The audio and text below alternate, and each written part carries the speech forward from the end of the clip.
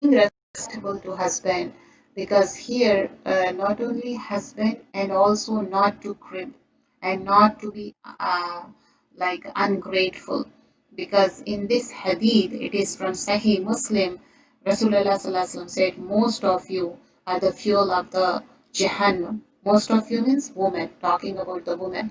So Jabir bin Abdullah radiallahu anhuma narrated this hadith. Once he was like addressing to women, and Rasulullah Sallallahu Alaihi Wasallam said, do more charity, do more sadaqah, more khairat. He was addressing towards the women, and Rasulullah Sallallahu Alaihi Wasallam said, most of you are the fuel of the hellfire. So one of the women, she stand and she asked Rasulullah Sallallahu Alaihi Wasallam, Ya Rasulullah Sallallahu Alaihi Wasallam, what is the reason for it?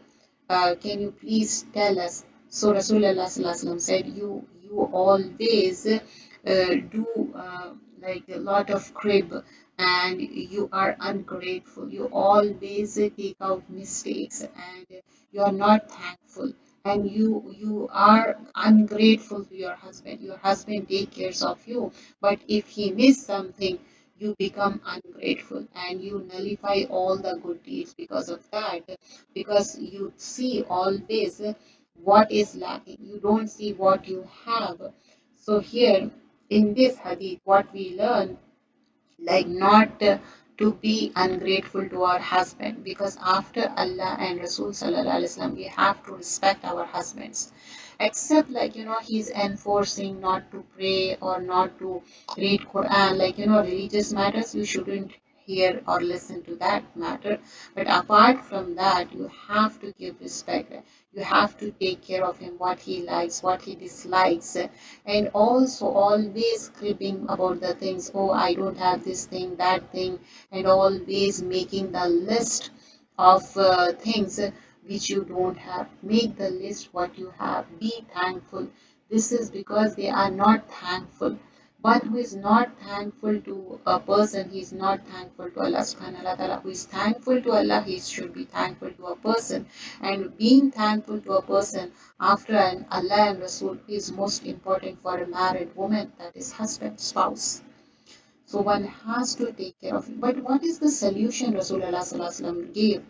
To do the sadaqah and khairat, to do more and more charity. So when we talk about the charity, sadaqah, we literally think about the physical charity. That's true. First and foremost, you have to give the charity for the sake of Allah. Giving money is the most important aspect.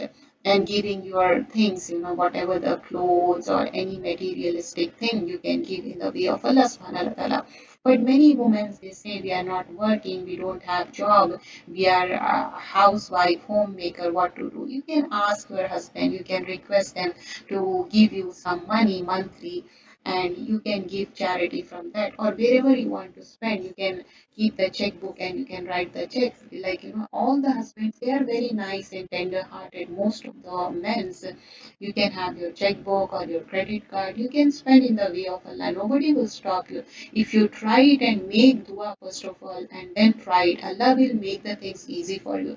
It's not so like, if He is earning, He's not allowing you. He will allow you. You should try it, because we all want to go to Jannah, and we do make mistakes. We do shikwa shikayat, and we are disrespectful to the husband, and we are not thankful. And what is the solution for that? Doing more and more charity.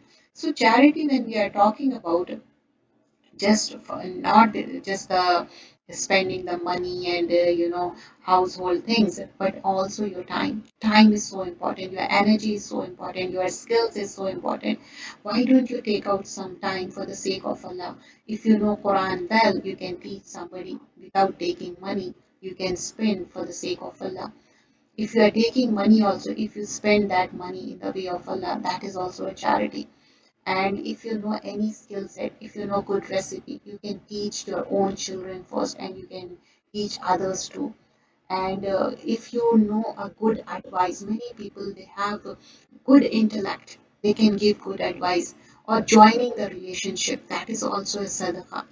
And you have many dresses and you want to give for the sake of Allah, you can give those dresses or anything you feel like, I have this thing more, that thing more, any household things you can give with your own hands. That is so important. After we die, when somebody else is distributing, that is not so important. Which is important right now is when we are giving with our own hands. Whatever the tangible things are, intangible things are. So spend your time, your skills. Many sisters, they spend time for the sake of Allah, whatever the skill they have, they teach Quran, they teach Hadith, and they work for the Islamic Institute. They do all kinds of work which is in the way of Allah subhanahu wa ta'ala. We should avail that opportunity. Allah will give you chance to avail that opportunity. If you don't grab it, you won't get that opportunity again. Get connected with the Quran and Sunnah. Allah will make more and more avenues. We should do sadaqah and khairat more and more in the way of Allah subhanahu wa ta'ala. Spend your time, spend your energy, your skills for the sake of Allah. If you don't know Quran, learn it. If you if you know Quran, teach it. If you are very like uh, like you're lacking something, and you have to learn that, because this is the only time you got it. Once we die, only they will say you are deceased. Sadaqatul Jariyah will help you, or a Saleh, like children, or whatever the beneficial knowledge you have taught. So this is the time, if you teach beneficial knowledge, that will be also a charity. Allah has given so many avenues. So Allah keep us steadfast, and Allah protect us from the hellfire, because most of the women, they are the fuel of the hellfire. We don't want to be the fuel of the hellfire. May Allah protect us all. Allahumma jirni minana. جزاك الله خيرا كثيرا سبحانك اللهم وبحمدك نشهد أن لا إله إلا أنت نستغفرك ونتوب